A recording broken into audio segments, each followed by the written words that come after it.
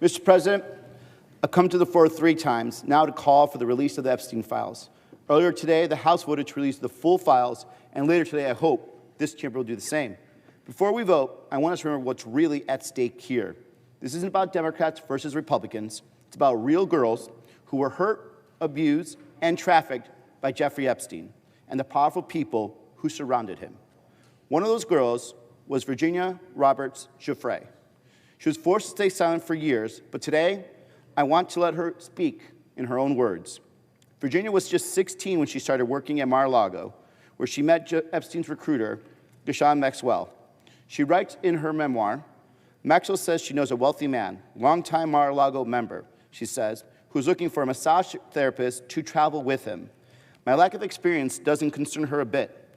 I'm sure you'd be terrific, she insists, looking me up and down. Will you come for an interview? Even today, more than 20 years later, I remember how excited I felt. Could my dreams of becoming a professional masseuse be on their way to coming true so quickly? Something about how this proper, well-spoken lady focused on me made me seem that possible. I told her I had to get permission from my dad first, that I really wanted to come. That wealthy man, we all know now, was Jeffrey Epstein. And that moment began years of trafficking and abuse for Virginia. Later in her memoir, she writes, I was about to spend more than 2 years in Epstein and Maxwell's orbit. My job, to do whatever they asked, whenever they asked it. There were no bars on the windows or locks on their doors, but I was a prisoner trapped in an invisible cage. Those are the words of a child who should have been safe, a child who should have been safe from predators like Epstein and Maxwell. She talks about how Epstein gave her money to rent an apartment so her parents wouldn't question why she had to go to meet Epstein's clients in the middle of the night. Here's the thing. Epstein did not act alone. He had help.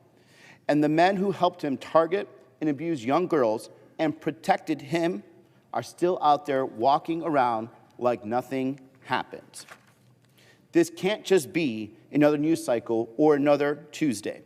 There needs to be justice. We owe it to Virginia and every survivor of Epstein's to finally get the full truth of how this happened and who allowed it to happen.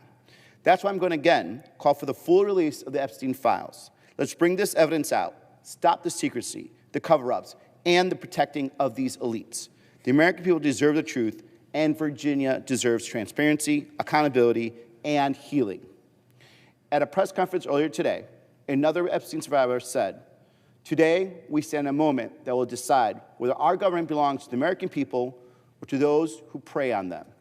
We owe it to her and to every survivor to choose accountability and release the files. I yield back.